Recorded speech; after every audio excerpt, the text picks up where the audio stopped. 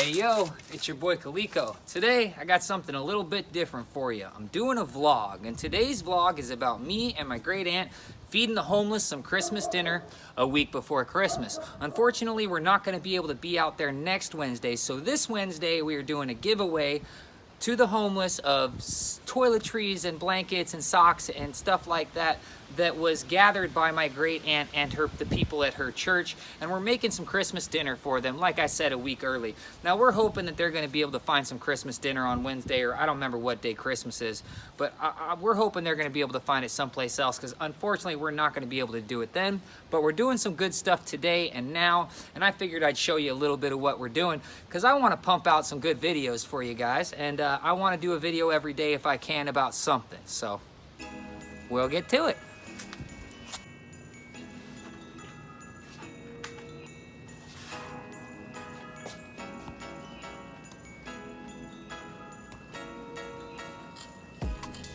You mix it with a spoon first and then whisk it? It'll be all right. They'll whisk up in here pretty good. I've been doing this for years. I've never made cornbread before. Well, the only key to it is not being afraid to use vegetable oil. I'm always afraid of vegetable oil. I like olive oil. Well, Coconut oil.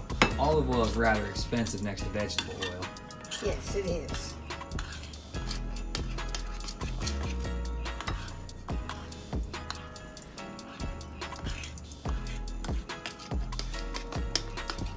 So right now in there you have a bag of cornmeal, 2 eggs, and a cup of milk. Yeah, no, 2.5 cups of milk. And I put 4 eggs in it. It calls for 1, but I prefer 4. I'm making 2 cornbreads Okay. in one. Okay. Okay? What do you mean by 2 cornbreads? I mean 2 servings of cornbread. Okay, 2 servings of cornbread. That makes sense.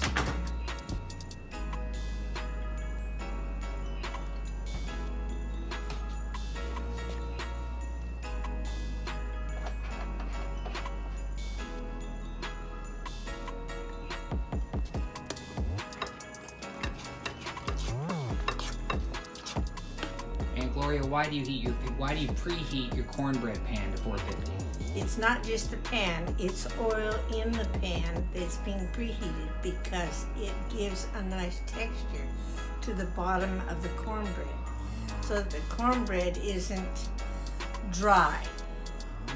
I want it to have a nice crisp to it. See, these are secrets that people like me wouldn't know.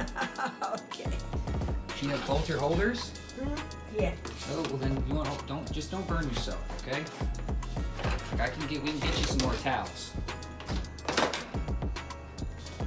didn't burn myself. Good, that's all that matters, that you didn't burn yourself.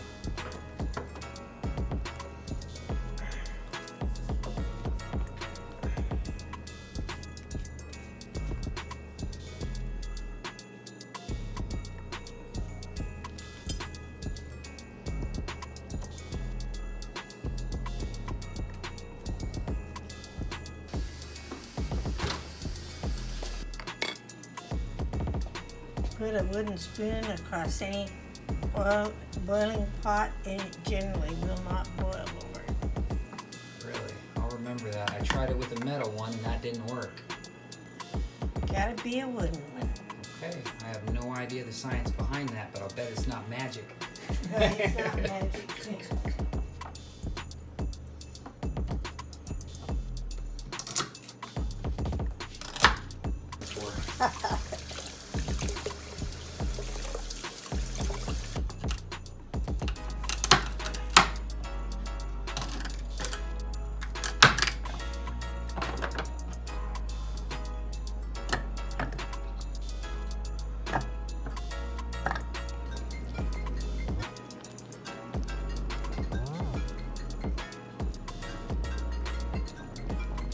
I need that onion. I'll get that onion chopped up some way.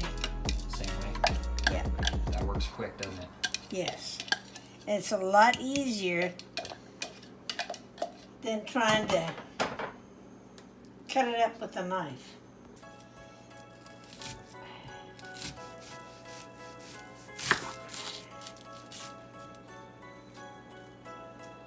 Come on.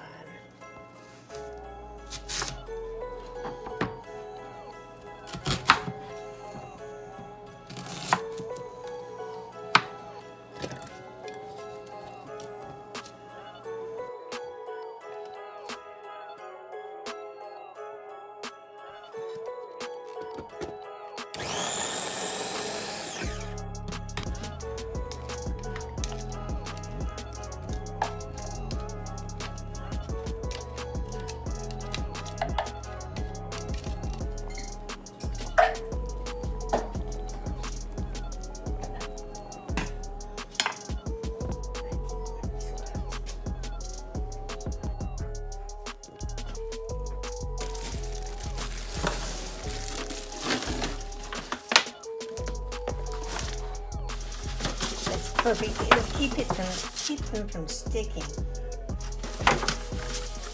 and also add a little flavor to them.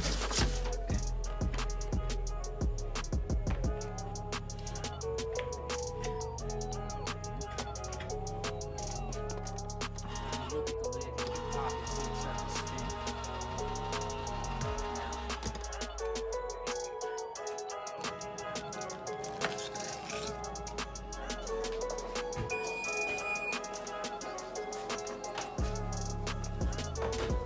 Ooh. I forgot not to put my face by it when I opened it up. That's what we got there. Cornbread stuffing.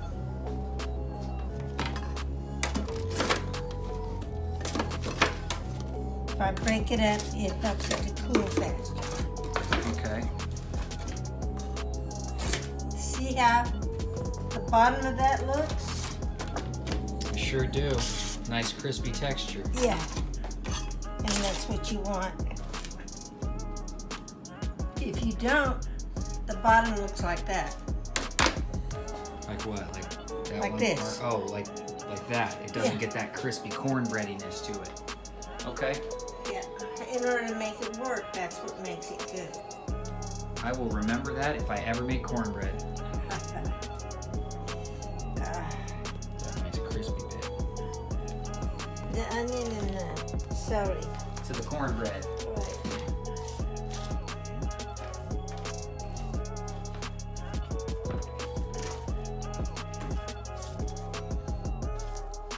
Gotta get this mixed up really good before you add the liquid and the eggs to it.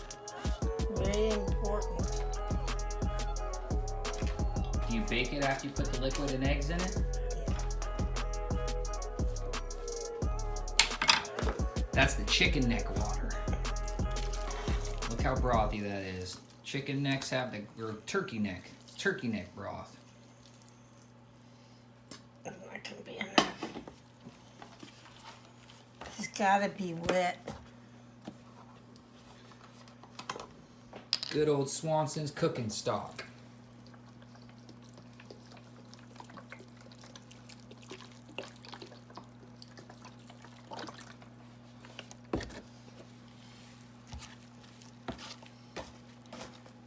Well, that one's definitely wet. Still, it's not wet enough. Still not wet enough? Nope. You can see some water in the bottom of it over here. It doesn't matter. Okay.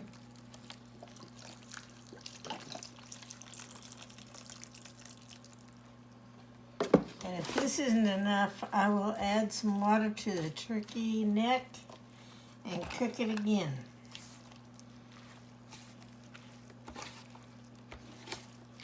See, that cornbread will absorb all the moisture.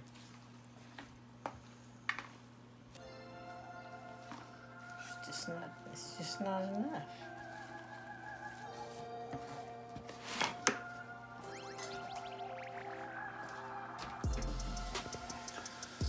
Some people have recipes. Real home cooks just do it by feel. That's the way I cook almost everything, by feel and flavor. I don't have a recipe for any of the stuff I cook. I just have a general baseline of ingredients that I use. Well, that's essentially the same here.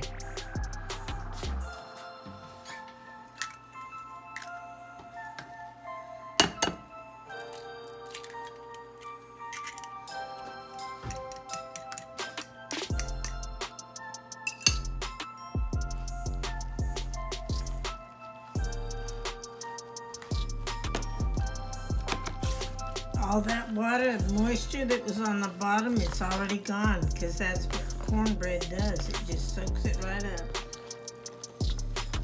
Yeah, and you were definitely making a cornbread for stuffing. Right. I think if you would have been making a cornbread for like pulling pieces of cornbread out, you would have added more lard or more butter or something to make it a little bit moister and rise, right? Right. You want the cornbread to be a certain amount dry. You don't want the cornbread itself to be too wet. Because the flavor in the dressing is in the chicken broth. That's what makes it good. Huh? No. No, it's not. It should I have. can hear it, but I believe you. I would if I was making this, I would be worried that I made it too wet. You can't get it too wet. Remember, when you bake it, it's going to dry out even more. Okay.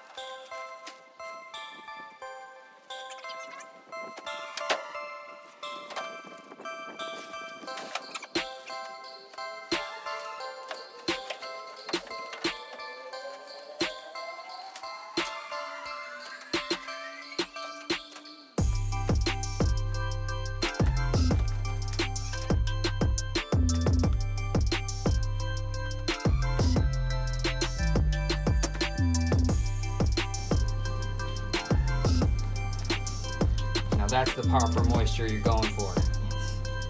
Yeah, that's much better. Almost like a dough consistency. Right. Almost, not quite. That's much better. That smells good from here. Now I can smell it big time. Yeah, it's making my mouth water. It's usually pretty good. I mean, I've missed a couple times. Well, I didn't decide to shoot this video until today, but yesterday was the day that we made the turkey and carved it up. Carved it up last night and pulled it apart. Now let's give you a little peek at that. It's about to go in to be rewarmed. And we thought the turkey was going to provide more meat than it did. I'm hoping there's enough meat here. But even if there's not, we got a bunch of other stuff and some other good people that are showing up with some other stuff. So there's usually enough for everybody to go around.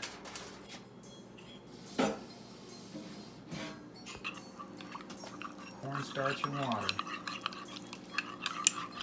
The drippings of the turkey itself is really, really good. It's a lot different than taking the drippings and putting them in a pot and stirring in flour.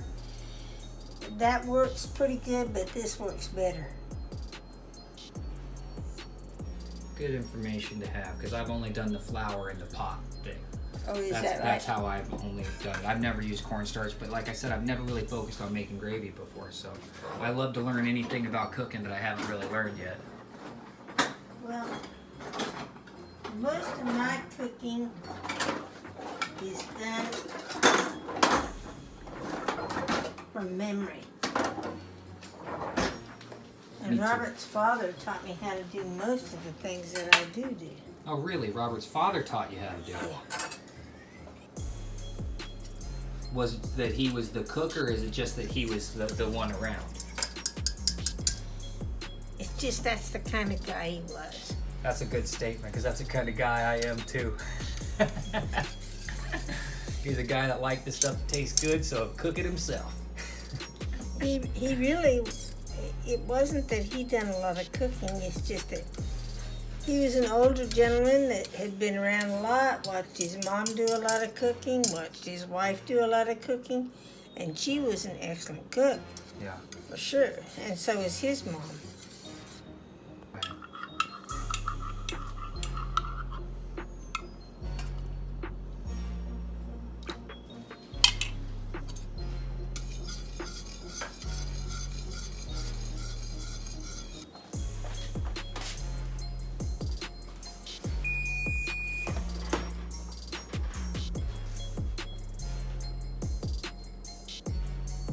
Hot and steamy and crispy on the edges only.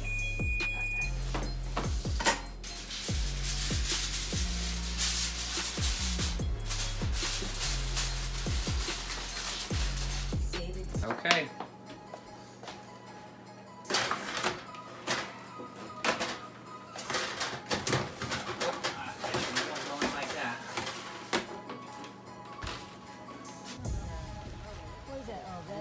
Yeah, what's chili? Muffin, Jimmy, cinnamon. Yeah, I don't know what. My dog was like, come on, let's go. Oh, yeah, help us out. In line right here.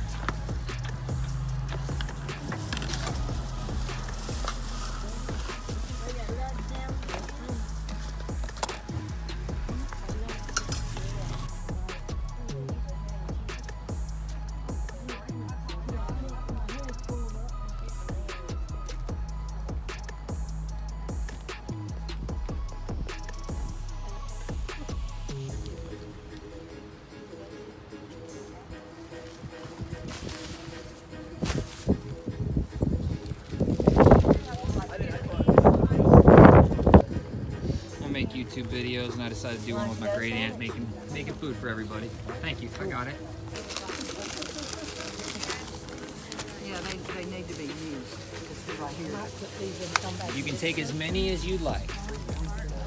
We have lots of bananas, and they definitely need to be eaten. I use them with. There wasn't any room, but So something you may not know about me is I've been homeless a couple of times in my life. I was on the streets as a young teenager, and if it wouldn't have been for the help of other people, I definitely wouldn't have made it this far in life, and I never would have gotten off the streets the first time, let alone the other times that I've needed help in life. And my great aunt feeds the homeless every Wednesday. Unfortunately, we won't be able to be there next Wednesday, so we did our homeless feeding this Wednesday as a Christmas dinner, and we brought a whole bunch of stuff from her church that her church had donated for the homeless: toiletries, socks, blankets, a coat, other foodstuffs that they could take with them. And everybody was super thankful, and it felt really good to spend the day doing stuff for other people. And that's definitely been something that I've been doing while I've been hanging out with my great aunt, is doing a lot of stuff for other people. And typically when I go to do things around Christmas time, it always tends to be with Toys for Tots, because I didn't have very many Christmases that were really, really great, and sometimes when I did, it was thanks to Toys for Tots. Now, there were other times, to give my mother a little bit of credit, where she would do her best to make the holidays as good as she could. She would even bounce checks in order to get us Christmas gifts and stuff like that. Yet, at this point in my life, it definitely feels better to be doing things for people that are on the down and out than not doing things for anybody. Like I have most years, to tell you the truth. Most times I'm just worried about my own survival, and I'm worried about my own kids and my own this and my own that. And spending the time doing stuff for others gives you a really good feeling on the inside. It really does. And maybe that makes it a little bit selfish, but I'm pretty sure that the people that are on the receiving end don't mind that little bit of selfishness of the feel-good factor. I hope you enjoyed this video. I spent a lot of time trying to get it up tonight for you guys. I love you for watching, and I'll see you soon.